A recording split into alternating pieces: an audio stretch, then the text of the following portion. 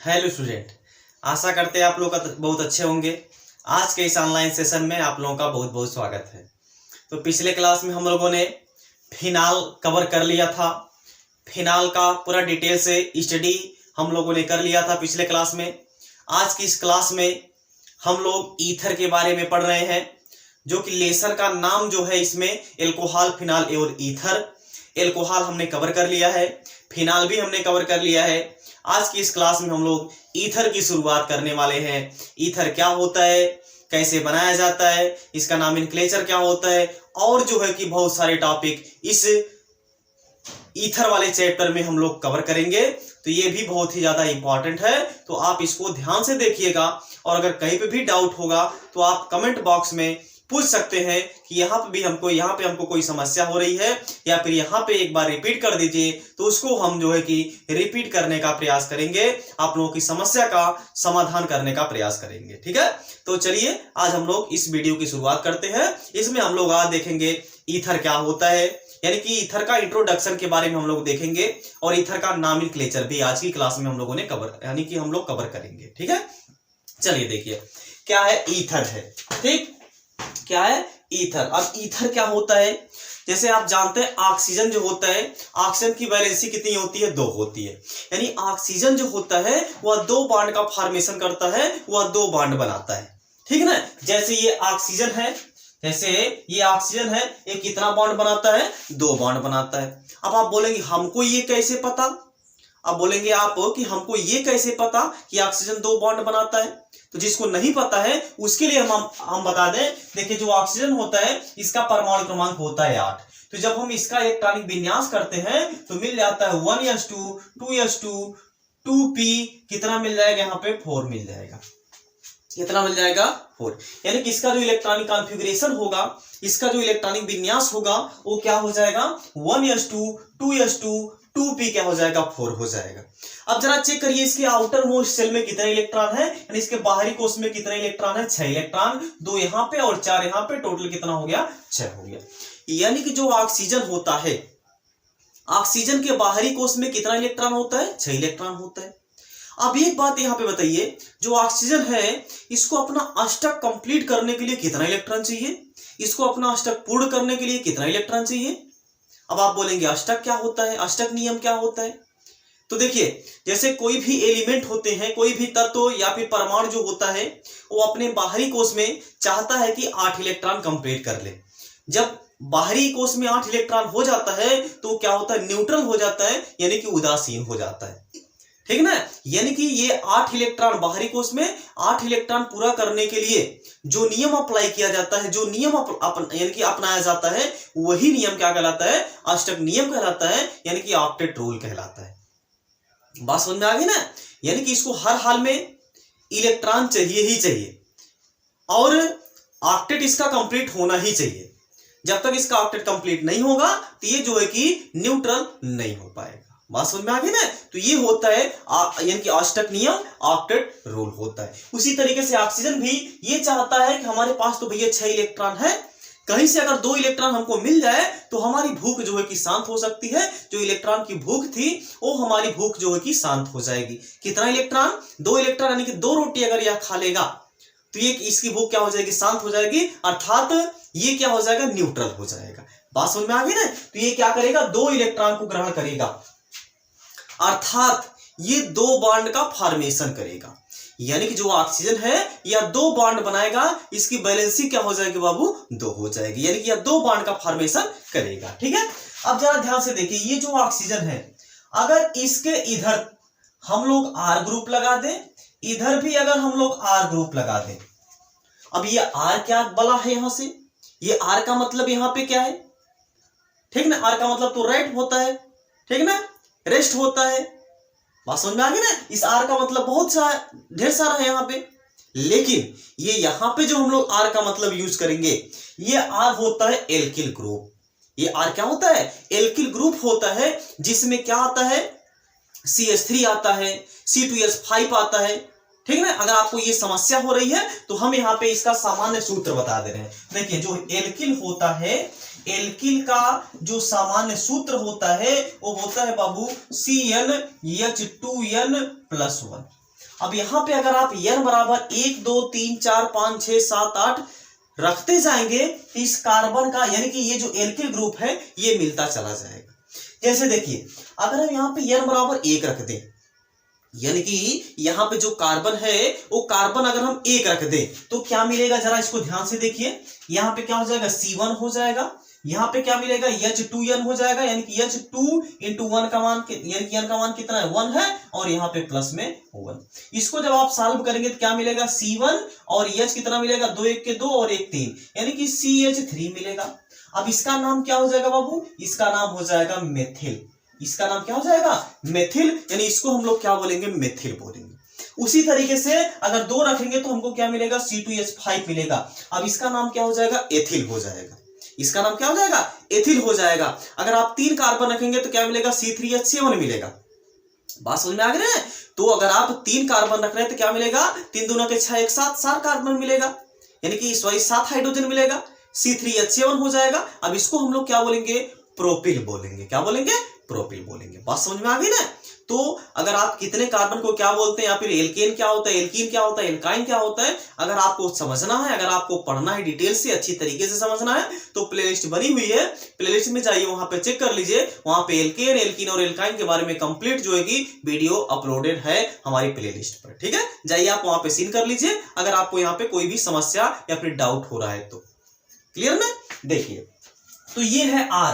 R का मतलब यहाँ पे क्या है, मेथिल ग्रुप होगा, एथिल ग्रुप होगा, प्रोपिल ग्रुप होगा, पेंटिल ग्रुप होगा, हेक्सिल ग्रुप होगा, हेप्टिल ग्रुप होगा। ये सब जो है कि क्या हो जाएगा, R के स्थान पर हो जाएगा। अब ये चीज यहाँ पे ध्यान देना है, R जो है ये सेम भी हो सकता है, ये जो R है यहाँ पे ये सेम भी हो सकता है और डिफरेंट भी हो सकता है, यानी कि समान भी हो सकता है और अलग अलग भी हो सकता है। बात समझ में आ गई ना। इसका भी हम एग्जांपल भी आपको बताएंगे, इसका एग्जांपल भी अभी हम आपको बताएंगे। तो चलिए अच्छा एग्जांपल भी आपको इसी वक्त बता दे रहे हैं। ठीक है, देखिए जैसे अभी हमने क्या बताया, ये क्या है आपका ईथर है, ये क्या है, ईथर है, यानी कि ROR, ROR, यानी कि अगर ऑक्सीजन की दोनों वैलेंसी से कार्बन लगा हुआ है तो ये क्या कहलाएगा, ईथर कहलाएगा। अब जरा यहाँ पे ध्यान दीजिए, ये जो R है ये सेम भी हो सकता है, जैसे यहाँ पे CH3O और यहाँ पे क्या हो जाए, CH3 हो जाए, इधर भी क्या हो जाए, CH3 हो जाए। बात समझ में आ गई ना। वही दूसरा अगर ये भी हो सकता है, CH3O इधर हो जाए C2H5। बात समझ में आ गई ना। तो ये भी क्या है, एल्किल ग्रुप है, ये भी क्या है, एल्किल ग्रुप है। इसमें भी ये क्या है, एल्किल ग्रुप है, इसमें भी ये क्या है, एल्किल ग्रुप है। बात समझ में आ गई ना। तो ये है यहाँ पे ROR, दोनों तरफ क्या लगा हुआ है, कार्बन लगा हुआ है, इसको हम लोग क्या बोलेंगे, बात समझ में आ गई, इसको हम लोग क्या बोलेंगे, ईथर बोलेंगे। बात समझ में आ गई ना, यानी कि ROR। या फिर ये भी हो सकता है ROAR। अब ये AR कहां से आ गया, ये AR क्या है, AR का मतलब यहां पे क्या होता है, एरोमेटिक। AR का मतलब यहां पे क्या हो सकता है, एरोमेटिक हो सकता है, जैसे कि आपका बेंजीन होता है, जैसे कि यहाँ पे बेंजीन होता है, ये भी यहाँ पे उपस्थित हो सकता है। या फिर दोनों तरफ ही AR हो सकता है, या फिर एक तरफ R एक तरफ AR हो सकता है। बात समझ में आ गई ना। जैसे यहाँ पे इसका अगर हम एग्जांपल बताएं, ये क्या है, जैसे मान लीजिए यहाँ पे R के स्थान पर हमने CH3 ले लिया है, और यहाँ पे O और इस AR के स्थान पर हमने ले लिया है C6H5, यानी जो बेंजीन रिंग है, ये बेंजीन रिंग यहाँ पे जुड़ी हुई है। अभी नाम क्या होता है इसका, साधारण नाम क्या होता है, IUPAC नाम क्या होता है, ये अलग मुद्दा है, ये अगली टॉपिक है, ये हम लोग वहां पे पढ़ेंगे, कवर करेंगे। अभी आप देखिए ईथर क्या होता है, इसका इंट्रोडक्शन हम लोग इस क्लास में कवर करेंगे। ठीक है, चलिए देखिए। तो ये भी क्या है बाबू, ईथर ही है, ये भी क्या है, ईथर ही है, ये भी क्या है, ईथर ही है। बात समझ में आ गई ना। तो ईथर क्या होता है, यदि ऑक्सीजन की दोनों संयोजकताओं से एल्किल ग्रुप या फिर कार्बन बोल दीजिए, आप सीधा सीधा बोलिए आप कार्बन जुड़ा हुआ है, तो ऐसे यौगिक क्या कहलाते हैं, ईथर कहलाते हैं। बात समझ में आ गई ना। अब देखिए जो ईथर होता है, जो ईथर होता है इसको मूल रूप से 2 भागों में बांटा जाता है। जो ईथर होता है इसको मूल रूप से 2 भागों में बांटा जाता है, कार्बन की संख्या के आधार पर। जो ऑक्सीजन है, ऑक्सीजन की दोनों वैलेंसी है, इसमें जो कार्बन परमाणु दोनों जुड़े हुए हैं, उसके आधार पर जो ईथर होता है इसको 2 भाग में डिवाइड किया जाता है, इसको 2 भाग में जो है कि बांटा जाता है। क्या क्या, एक होता है सरल या सममित ईथर, दूसरा क्या होता है मिश्रित या असममित ईथर। यानी कि जो ईथर होता है, ईथर को हम लोग दो पार्ट में डिवाइड करेंगे। एक होता है सरल या सममित ईथर, यानी कि जो ईथर है इसको हम लोग पहले दो पार्ट में डिवाइड कर लेंगे। एक क्या होगा आपका सरल या सममित ईथर, सममित ईथर। ये क्या है सरल या सममित ईथर। दूसरा क्या है मिश्रित, दूसरा क्या है बाबू मिश्रित या असममित ईथर, असममित ईथर। बात समझ में आ गई ना। तो ये जो है कि ईथर को दो पार्ट में पहले हम लोग डिवाइड करेंगे। एक क्या होगा सरल या सममित ईथर, दूसरा क्या होगा मिश्रित या असममित ईथर। अब देखिए यहां पे है सममित। सममित का मतलब क्या होता है समान ग्रुप, यानी कि अगर ऑक्सीजन, अगर ये ऑक्सीजन है इसके दोनों तरफ अगर समान ग्रुप जुड़े हुए हैं तब इसको हम लोग क्या बोलेंगे सरल या सममित ईथर बोलेंगे। इसको हम लोग क्या बोलेंगे सरल या सममित ईथर बोलेंगे। बात समझ में आ गई ना। जैसे देखिए एग्जांपल, मान लीजिए ये ऑक्सीजन है, इधर हमने लगा दिया है CH3, इधर भी हमने लगा दिया है CH3। अब देखो दोनों तरफ ये जो ऑक्सीजन है इसके इधर भी एक कार्बन लगा हुआ है, इसके इधर भी एक ही कार्बन लगा हुआ है, तो यहाँ पे इस दोनों तरफ समान ग्रुप का जो कार्बन है वो लगा हुआ है। तो इस ईथर को हम लोग क्या बोलेंगे सरल या सममित ईथर बोलेंगे। इसका नाम जो हो जाएगा, इसका नाम होगा साधारण नाम डाईमेथिल ईथर। इसका साधारण नाम क्या हो जाएगा डाईमेथिल ईथर हो जाएगा। क्या हो जाएगा डाईमेथिल ईथर हो जाएगा। कैसे नाम आ रहा है इसका, इसका यूपीएससी नाम कैसे किया जाता है ये अभी आगे जो है कि हम लोग इस क्लास में कवर करेंगे। ठीक है। अब दूसरा देखिए, जैसे मान लीजिए ये हो जाए C2H5 और यहाँ पे O, यहां भी हो जाए C2H5। अब जरा यहाँ पे ध्यान से देखिए, इधर भी सेम ग्रुप लगा हुआ है, इधर भी सेम ग्रुप लगा हुआ है, तो इसको हम लोग क्या बोलेंगे सरल या सममित ईथर बोलेंगे। इसका नाम क्या हो जाएगा, इसका नाम हो जाएगा डाईएथिल ईथर। इसका नाम क्या हो जाएगा बाबू डाईएथिल ईथर हो जाएगा। बात समझ में आ गया। तो ये है सरल या सममित ईथर। क्या होता है यदि ऑक्सीजन की दोनों संयोजकताओं से समान कार्बन जुड़ा हुआ हो, समान ग्रुप का कार्बन जुड़ा हुआ हो, तो ऐसे ईथर क्या कहलाते हैं सरल या सममित ईथर कहलाते हैं। बात समझ में आ गई ना।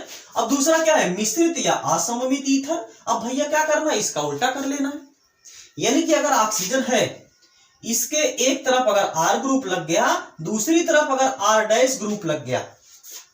अब देखो क्या है दोनों तरफ क्या R ग्रुप लगा हुआ है, नहीं, एक तरफ R है एक तरफ R' है, मतलब कि दोनों तरफ जो कार्बन है उस कार्बन की संख्या जो है कि क्या है बाबू डिफरेंट डिफरेंट है, अलग अलग है। तब इसको हम लोग क्या बोलेंगे मिश्रित या असममित ईथर बोलेंगे। यानी कि यदि ऑक्सीजन की दोनों संयोजकताओं से अलग अलग कार्बन परमाणु जुड़े हुए हो तो ऐसे ईथर क्या कहलाते हैं मिश्रित या असममित ईथर कहलाते हैं। ठीक है ना। जैसे अब इसका एग्जांपल देखिए, मान लीजिए एक तरफ अगर हमने CH3 लगा दिया O और दूसरी तरफ हमने लगा दिया है C2H5।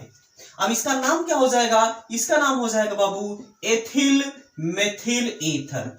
इसका नाम क्या हो जाएगा एथिल मेथिल ईथर हो जाएगा। अब जरा यहाँ पे ध्यान से देखिए, दोनों तरफ क्या है कार्बन परमाणुओं की संख्या क्या है डिफरेंट डिफरेंट है, यानी कि अलग अलग है। तो ऐसे ईथर क्या कहलाएंगे मिश्रित या असममित ईथर कहलाएंगे। जैसे ये भी हो सकता है एग्जांपल, जैसे इधर हमने लगा दिया C6H5 लगा दिया, ये O, यहाँ पे क्या है CH3, इसका नाम क्या हो जाएगा मेथिल फेनिल ईथर हो जाएगा। क्या हो जाएगा बाबू मेथिल फेनिल ईथर हो जाएगा, मेथिल फेनिल ईथर हो जाएगा। ये भी क्या है असममित ईथर ही है, क्योंकि इधर फेनिल ग्रुप लगा हुआ है, इधर जो है कि मेथिल ग्रुप लगा हुआ है। बात समझ में आ गई ना। तो ये है सरल या सममित ईथर और मिश्रित या असममित ईथर। इसके बारे में हम लोगों ने देख लिया। अब इसको आप नोट करिए। इसके बाद हम इसके नॉमेनक्लेचर की तरफ चलते हैं, यानी कि जो ईथर होता है इसका नामकरण कैसे किया जाता है, इसका साधारण नाम कैसे लिखा जाता है और इसका IUPAC नाम कैसे लिखा जाता है। ठीक, इसको आप नोट कर लीजिए। चलिए देखिए, अब हम लोग देखेंगे ईथर का नामकरण। नामकरण की भैया दो पद्धतियां होती हैं। क्या क्या होती है साधारण पद्धति और IUPAC पद्धति। यानी साधारण विधि और आईयूपीएसी विधि जो ईथर होता है, दो प्रकार का नामकरण किया जाता है। जैसे कोई भी कंपाउंड होता है उसका दो टाइप से नाम लिखा जाता है, एक होता है साधारण पद्धति, दूसरा होता है आईयूपीएसी पद्धति। पहले हेडिंग डालेंगे ईथर का साधारण पद्धति में नामकरण, ठीक है ना, ईथर का साधारण पद्धति में नामकरण। तो पहले हेडिंग लगा लीजिए ईथर का साधारण पद्धति में नामकरण, साधारण पद्धति में नामकरण, पद्धति में नामकरण, नामकरण, ठीक है ना। यानी कि साधारण पद्धति में इसका नामकरण कैसे किया जाएगा, इसको क्या बोला जाएगा, इसको जो है कि पहले अब हम लोग देखने वाले हैं। तो एक चीज जरा ध्यान दीजिए, हम पहले कोई एग्जांपल लेते हैं। जैसे मान लीजिए हमने लिया है CH3O, यहां पे क्या है CH3। अगर सममित ईथर हो, अगर सममित ईथर हो तब उसमें सबसे पहले हम लोग डाई शब्द का यूज करेंगे।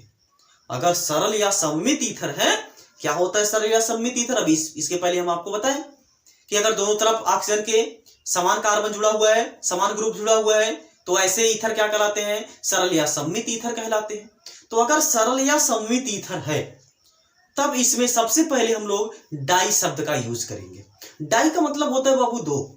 डाई का मतलब क्या होता है, डाई का मतलब होता है दो, यानी कि दो ग्रुप जो है कि सेम लगे हुए हैं। तो इसका जैसे अगर हमको नाम पर यानी कि साधारण नाम लिखना होगा तो क्या हो जाएगा, डाई क्या ग्रुप है लगा हुआ, डाई मेथिल लगा हुआ है, तो क्या हो जाएगा बाबू डाई मेथिल। और आखिरी में आपको क्या कर देना है, केवल एक शब्द जोड़ देना है जो कि क्या है ईथर, यानी कि इसका जो सिंपल नाम होगा वो क्या हो जाएगा, डाई मेथिल ईथर हो जाएगा। और दूसरा एग्जांपल देखिए, जैसे ये मान लीजिए C2H5, यहां पे है O, इधर है C2H5, जैसे ये है। अब देखिए दोनों तरफ एथिल ग्रुप लगा हुआ है, इसका आईयूपीएसी सॉरी इसका साधारण नाम क्या हो जाएगा, डाई एथिल। अब देखिए दो कार्बन लगा, इसको हम लोग क्या बोलेंगे, एथिल बोलेंगे, डाई एथिल। और आखिरी में हम लोग क्या जोड़ देंगे, ईथर, क्या हो जाएगा, डाई एथिल ईथर हो जाएगा। वहीं अगर हम और एग्जांपल लें, जैसे मान लीजिए C4H9 हमने ले लिया है, इधर भी ले लिया ऑक्सीजन, इधर भी हमने ले लिया C4H9। अब इसका नाम क्या हो जाएगा, डाई, अब देखिए चार कार्बन को हम लोग क्या बोलते हैं, ब्यूटिल बोलते हैं, क्या हो जाएगा, डाई ब्यूटिल ईथर। बात समझ में आ गई। और एग्जांपल देखिए, जैसे दोनों तरफ अगर हम ये लगा दें C6H5O, इधर भी हमने लगा दिया C6H5। अब इसको हम लोग क्या बोलेंगे, दोनों तरफ ये जो ग्रुप जुड़ा हुआ है फेनिल ग्रुप, इसका नाम क्या हो जाएगा, साधारण नाम डाई फेनिल ईथर हो जाएगा। क्या हो जाएगा, डाई फेनिल ईथर हो जाएगा। बात समझ में आ गई ना। तो ये है इसका साधारण नाम, ये है इसका सिंपल नाम। ठीक, सिंपल नाम कैसे लिखा जाता है, अगर सममित ईथर है तो हम लोग पहले डाई शब्द का यूज करेंगे, इसके बाद जितना कार्बन है वो कार्बन की संख्या हम लोग लिख करके आखिरी में हम लोग जो है कि ईथर शब्द जोड़ देंगे। ठीक, इसको आप नोट करिए। इसके बाद इसका आईयूपीएसी नेमिंग की तरफ हम लोग आगे बढ़े, नोट कर लीजिए। ओके, चलिए देखिए, ईथर का साधारण पद्धति में नामकरण था। अब ये क्या है, ईथर का आईयूपीएसी पद्धति में नामकरण, यानी कि ईथर का आईयूपीएसी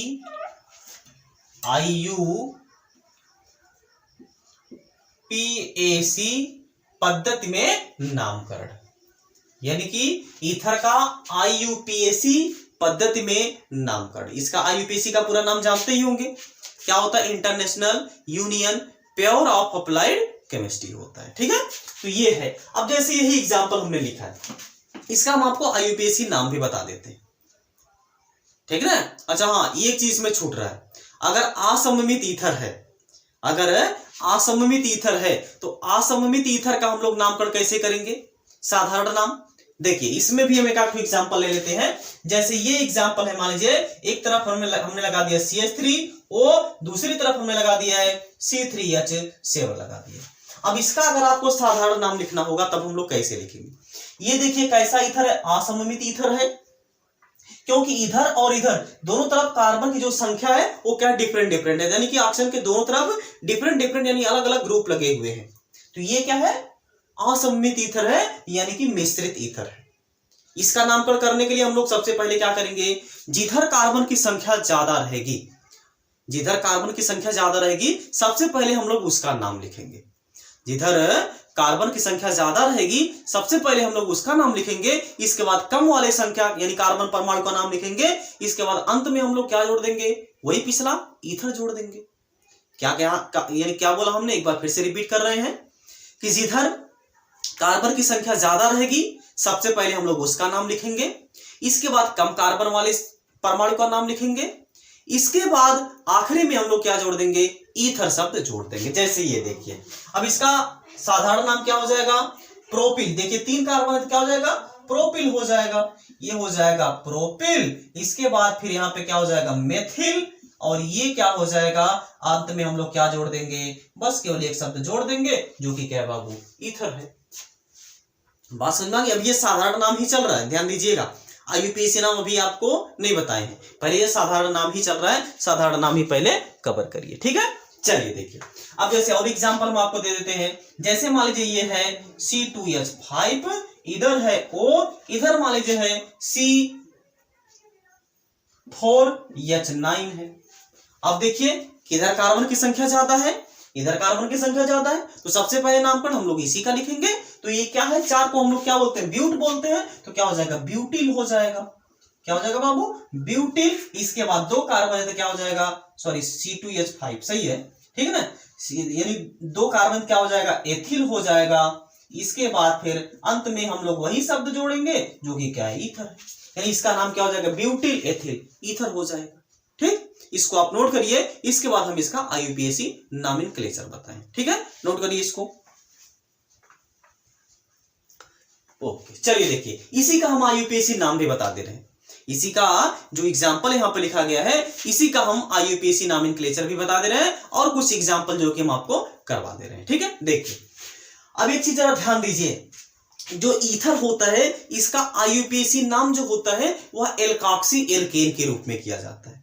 अब आप बोलेंगे एल्काक्सी एल्केन का मतलब क्या है, अब आप बोलेंगे यहाँ पे कि एल्काक्सी एल्केन का नाम मतलब क्या है यहाँ पे, अब आप बोलेंगे इसका एल्काक्सी एल्केन का क्या नाम है, यानी क्या मतलब है। देखिए एक चीज जरा ध्यान दीजिए, जिधर कार्बन की संख्या ज्यादा रहेगी, ऐसे समझिए, जिधर कार्बन की संख्या कम रहेगी उसको हम लोग क्या बोलेंगे, एल्काक्सी बोलेंगे, और जिधर कार्बन की संख्या ज्यादा रहेगी उसको हम लोग क्या बोलेंगे, एल्केन बोलेंगे।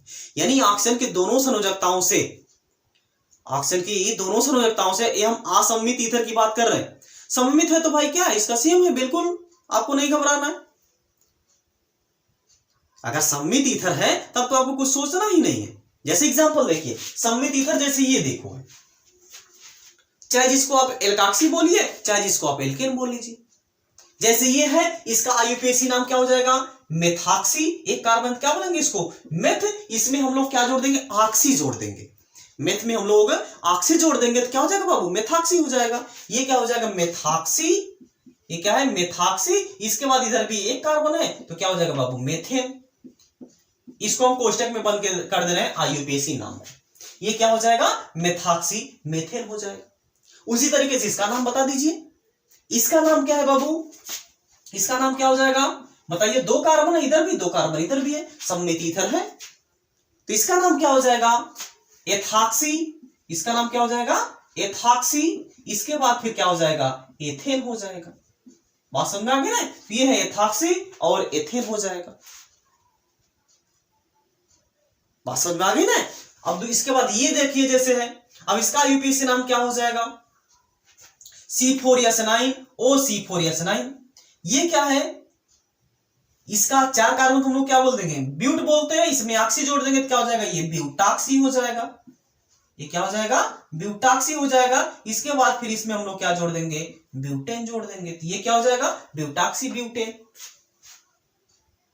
बात समझ में आ गई ना, ये हो जाएगा इसका आईयूपीएसी नाम।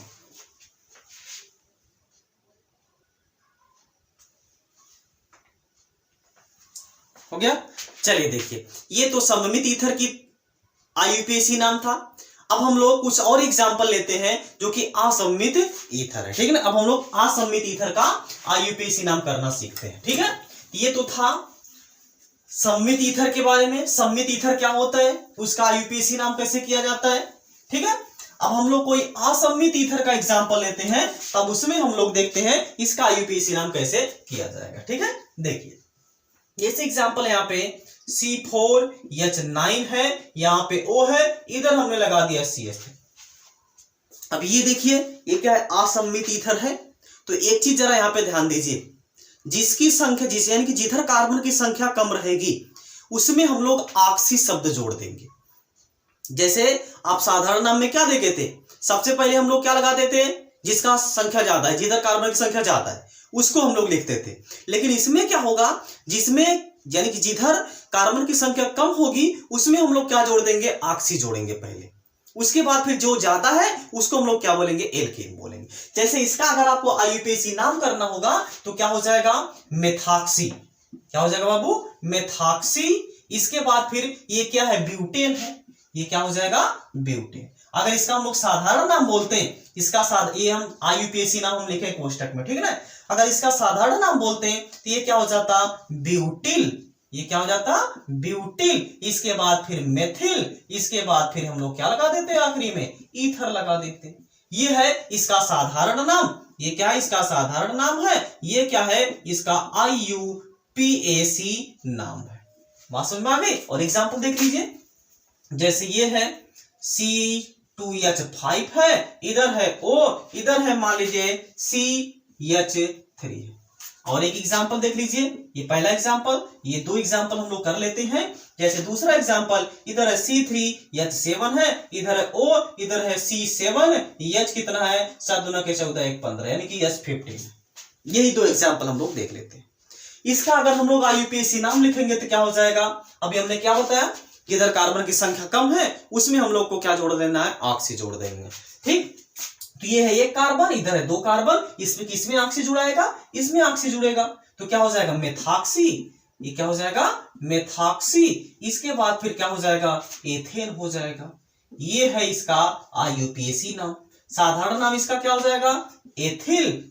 साधारण नाम क्या हो जाएगा बाबू, एथिल। इसके बाद फिर मेथिल, इसके बाद फिर क्या हो जाएगा, आखिरी में हम लोग ईथर जोड़ देंगे।